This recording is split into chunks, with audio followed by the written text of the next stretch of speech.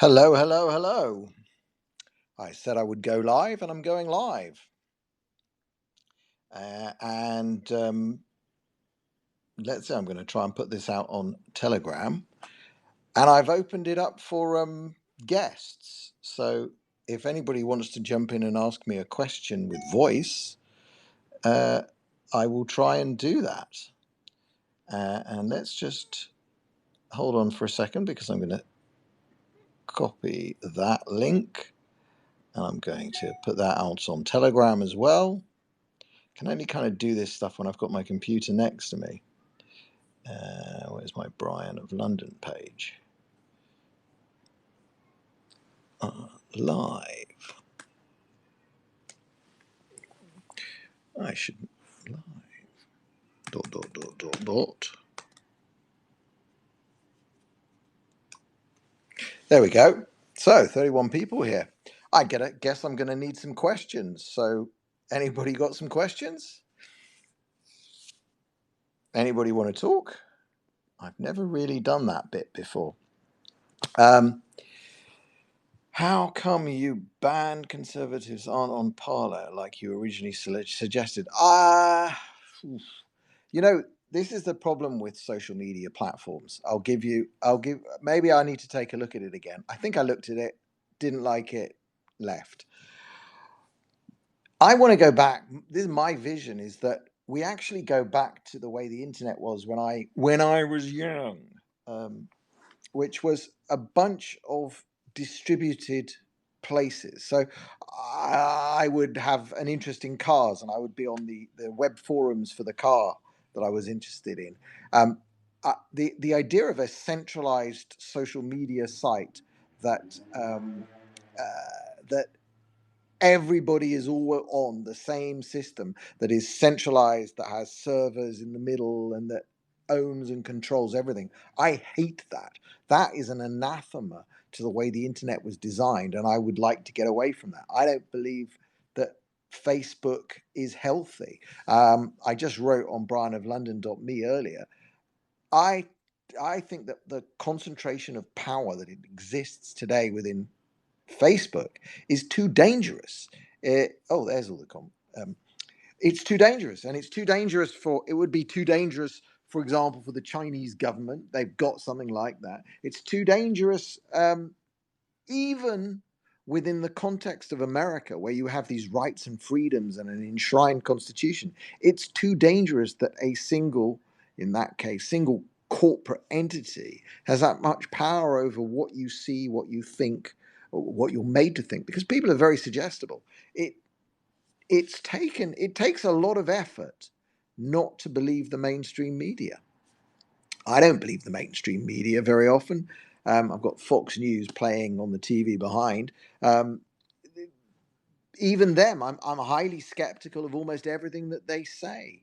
I'm highly skeptical of everything I read in the mainstream press. Obviously, I take anything I see on Facebook with a pinch of salt, and Twitter, so on.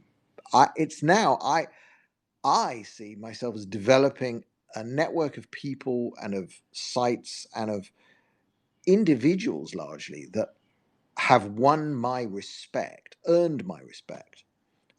Facebook it goes against all of that, this concentration. So I'd like to see it die. I think it will die as well. I think that they're following the adage of get woke, go broke. And what they're doing with all of this censorship, with making editorial decisions about what should and shouldn't be on their platform, they've turned themselves into publishers. And by turning themselves into publishers, they have given themselves um, the need to police their platform. And by policing their platform, they they are going to create for themselves a necessity to monitor all of this content. Now, if you think it's bad monitoring English, can you imagine how bad they are monitoring Arabic or Hebrew or any of the other major world languages? They can't do it. AI does not work. AI is stupid. AI AI just doesn't work. We see it all the time in our lives. I mean, the simplest AI jobs around us, that's what it can do. it can keep my car driving in a lane for up to 10 seconds. That's what AI can do today. It cannot read, it cannot process information, it can't detect satire or any of that stuff. So what's happening to Facebook is that their availability to make money is going to stay roughly the same, except for one thing which is going to change. But their costs are going to go way up because now they want to try and read everything that everybody writes on their platform. They're going to employ armies of people, and I mean, doesn't work. So I think they will go broke one day, and I'd like to accelerate that, which is why I'm working with Andrew Hamilton on this lawsuit in Australia. That's Facebook. Anybody got other questions? Anybody want to jump in and say anything to me? I've opened there's the little face icon thing at the bottom.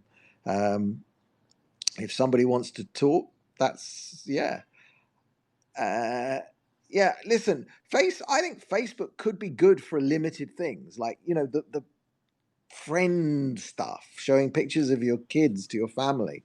Go back to doing that, but it's trying to become much bigger. Now, this payment system they're trying to implement is going to be absolutely critical. If they go down the road of becoming everybody's bank, whilst they've I'm afraid I'm not going to talk to this person because I would like to block them.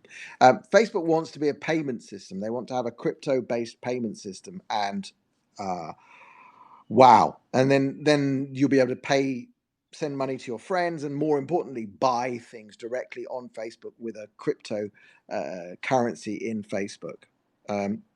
How do I ban this person? Anyway, I don't know how to do that. I'm going to say hello to Based Amy though. Let's add Based Amy.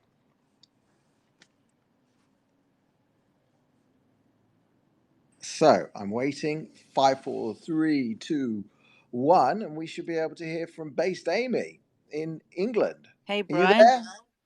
Hello. I'm here. That's fun. So you're in England right now, right? You're not heading over to France again anytime soon. No, I think I might give France a break for the moment. Give it a. If, for those who don't know, Amy, it's a couple of times you've been over to Paris to see what the yellow vests are doing, and had some adventures with French police, I think. I actually, as it happens, Brian, I just went there once, but Ah, I did get stuck because of yeah. a little bit of police activity. And as it happens, Brian, don't know if you realize this, but the police had thought that they had actually arrested me as well. They picked up a woman who they thought was me and kept her in jail until they released the others. They say it's sort of Inspector Clouseau. Sounds like Yeah, it's Keystone Cops. I mean, seems to be catching. very good. So, what did you any specific questions? Israel, something? Should I? People are asking me about Well, if I know what's going on here. so tell me. I'm sorry, Brian, because I only just saw you on, so I thought I'd Okay. hop in. So I've sort of missed the conversation, but I'm always I just am horrified by the level of ignorance in the West, and the decades of the anti-Israel propaganda have obviously Yeah, it's succeeded. worked. It's Um, worked. So, I mean, the best example right now is that we're still seeing all these headlines that say a mother and a child were killed by Israeli forces, and the IDF has absolutely categorically stated that there was no IDF munitions dropped anywhere near where these two were killed, and it looks almost certain that it was a Hamas missile that falls short. So this happens every time. The world press will go with an emotive headline because what's fed to the world's press comes from something called the Gaza Ministry of Health. And who runs Gaza? mm, Hamas. Who runs the Gaza Ministry of Health? Hamas. And whenever there is any kind of activity of the Israeli Defense Forces in Gaza, every death in the Gaza Strip is attributed to Israel. I mean, someone can die of cancer or heart disease it will be included in the statistics of people who died as a result of Israeli actions. So it's terrible, and and meanwhile, I mean, I saw there's a few things I just want to bring out to people listening. One, there's a video that the IDF put out of a motorcycle being hit by an airstrike, and there's another one of a car being hit by an airstrike. The explosions in both those cases are tiny. I mean, if you want, you can go on Google, you can go look up US Hellfire missiles from Somalia and so on. And when the Americans fire a Hellfire missile at a Toyota pickup truck, you'll find that it creates a crater sort of 6 or 10 meters across in the road. The Israeli Defense Forces are using tiny little low impact missiles. So if they're aiming for a car, they get the car and the one occupant, not a spray all around. Same with a motorcycle. We don't get any credit for this kind of stuff. And to my mind, I think maybe we're just being too careful if we're not credited with any of this stuff. What's the long-term prospects? Thankful Congresswoman Omar is speaking out. Yeah, she's a great asset to Minnesota. You'll go far with her and her Palestine first and Somalia first in Minnesota. What's the long-term prospects? I tell you, I know that people here are very angry. At the moment we're processing, did we stop too early again? Did we cause any considerable damage to Hamas? Can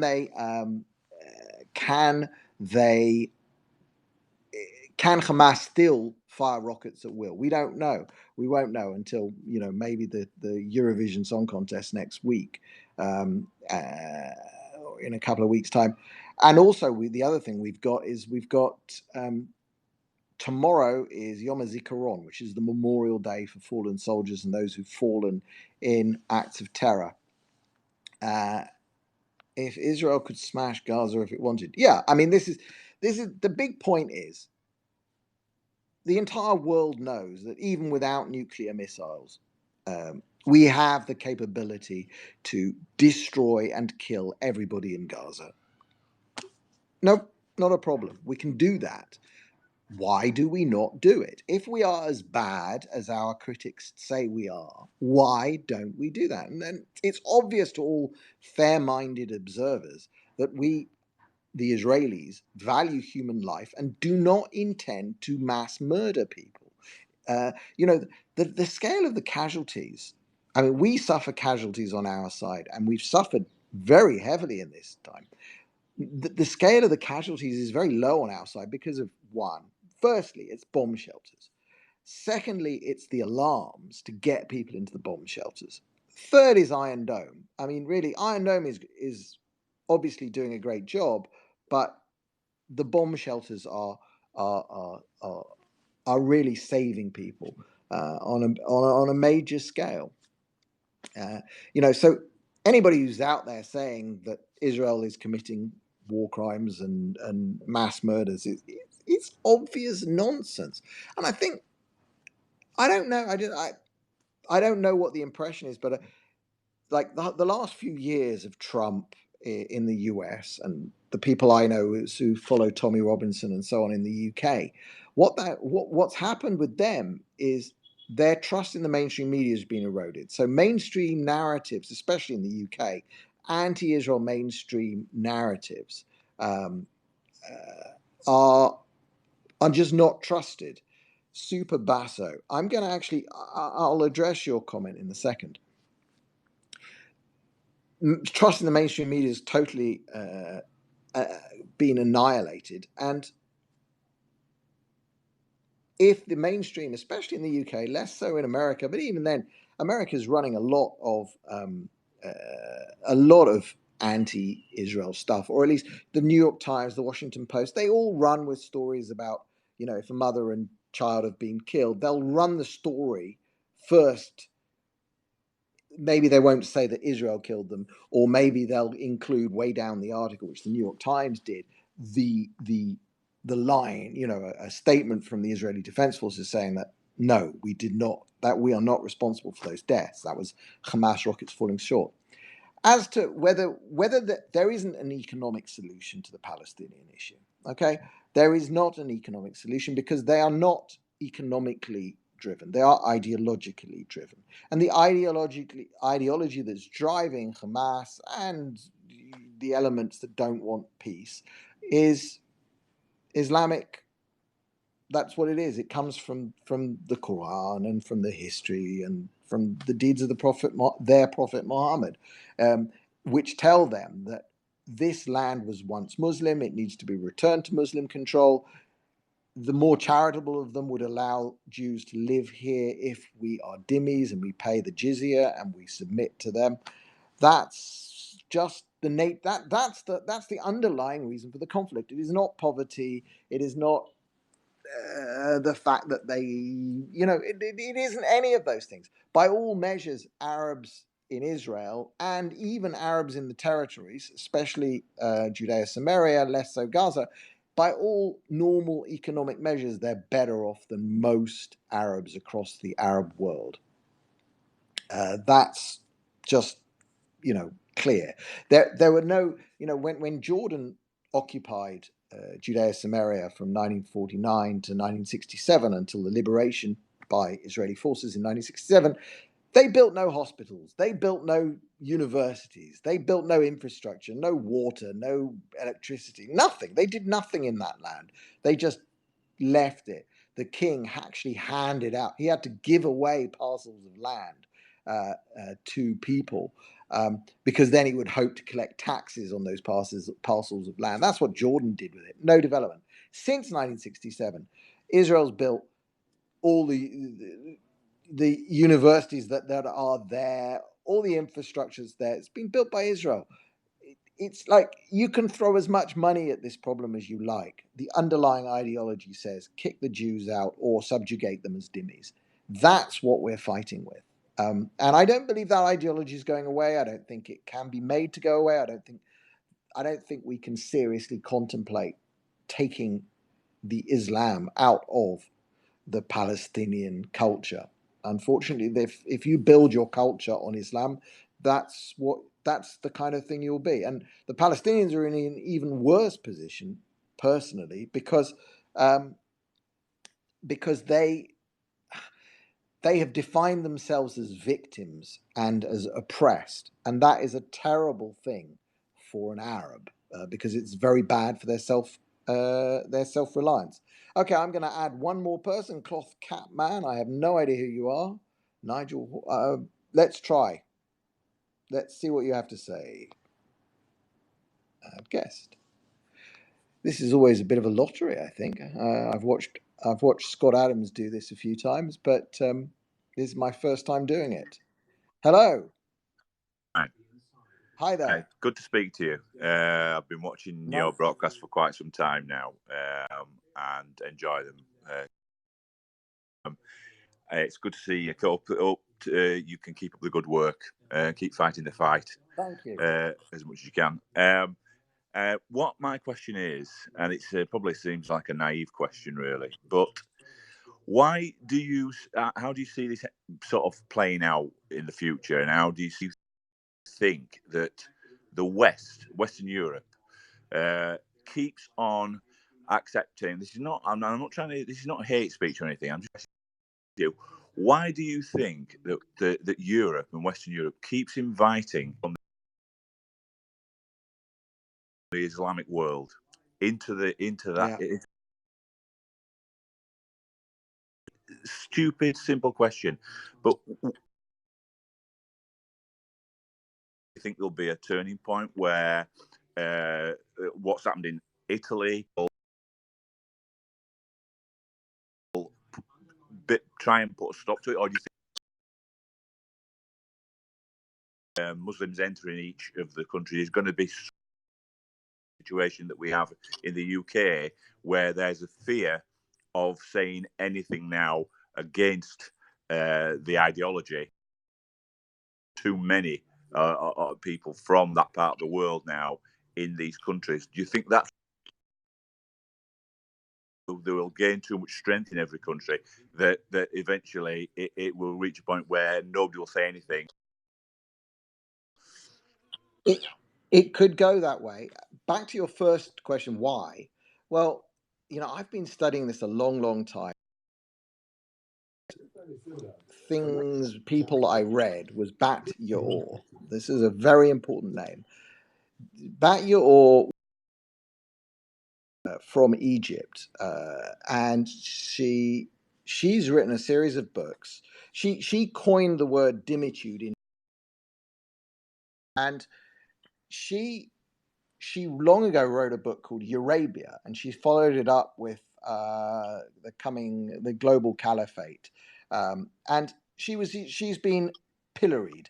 Nobody wants to talk to her. Nobody her a serious academic, and she really is. And I think of that Europe had the leadership of Europe and the EU in particular, this kind of which grew out of communist and fascist Nazi roots. I mean, all of the founders of the EU project are communist backgrounds, and it's not like it's this globalist far left thing. Did they pick Muslims to fill an obvious problem, which is that they weren't having enough babies from Hong Kong or whatever, or Vietnamese or Koreans as they like, I think, without the destruction of the culture. It's this. They wanted to form this Europe and Arabia Euro-Arab dialogue, they called it, and the Euro-Med projects. It's all documented in Bat Yaor's work. Mm-hmm. Can we stop it? Can it be stopped in time? I don't know. Britain's just precludes anybody but Labour, the Conservative Democrats. I mean, without some kind of proportional representation change, it's hard to see how you could get like a Salvini or a Hungarian and a Viktor Orban. I mean, what they tend to do. What Sorry I to do. interrupt. I do Sorry as to much as interrupt, I Brian. can for Britain. Yeah. What I was going to say was you do a lot a lot, and you do say a lot, and I understand that, and I know you support Tommy Robinson, and they support Tommy Robinson, but he truly does. Problem that I think, obviously, the government fear him because he was being, and they were hearing that truth. And it's funny how it just I don't want to take over the conversation, but yesterday, family get together because we're having there's a bank holiday here, and thoughts like that. I'm a little bit sort of alt-right and whatnot, and I'm sort of quite in terms of the alt-right side of things, but he won't go into a conversation about things to do with Kassam and all those types of he won't get into that at all. He listens to what's on the news channels, the mainstream news channels, and that's it. But the first thing he could say yesterday was, "Oh, what about Tommy Robinson and and that incident with that Muslim and the milkshake getting thrown on him?" And that's all he knew about what had gone on in the last few days, and it was all about what he'd done and not about what the guy really know what's going on. Get to hear in the news, Saw this. I'm wondering what people think about that milkshake in particular, because it's like exactly like the coverage of Israel. First report says in the Guardian says that the milkshake slipped. Next day they've got an interview with him, and he's proudly saying, "Yeah, I threw the milkshake." Yeah. And just that detail tells you everything you need to know, because obviously everything is a lie. Everything. Correct. And then you look at the Guardian and say, the milkshake slipped out of his hand. Let me just watch that again. What? There's a double throw. He gets most of it out, and then he goes back for some more. This is a problem, Brian. as a person, Yeah. and you really can't be bothered to do that as somebody who's just getting on with the daily life and do that. So why would they do that? And the Guardian and people like that know that.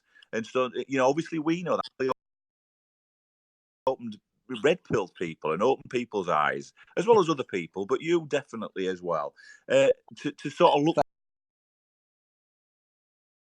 look at behind those headlines, and to see what's really going on. It's so frustrating, though, Brian. Well, we'll see. I'm going to have to call this. Well, I'm really loving the feedback here, and I'll try and do one of these more often. Very much for joining Thank you. on, and yeah, minutes I need to call it quits. But thanks very much, everybody. Check out brianoflondon.me. Check out the news on the lawsuit in Australia, and it is really it's real. We're going to truck on. I have a megalomaniac desire to bring down Facebook, to sue them out of existence, or at least cause a death blow. Google too, but Facebook first. All right. Thanks very much for watching, everybody. That was fun. And I'll try and do this again sometime. Bye.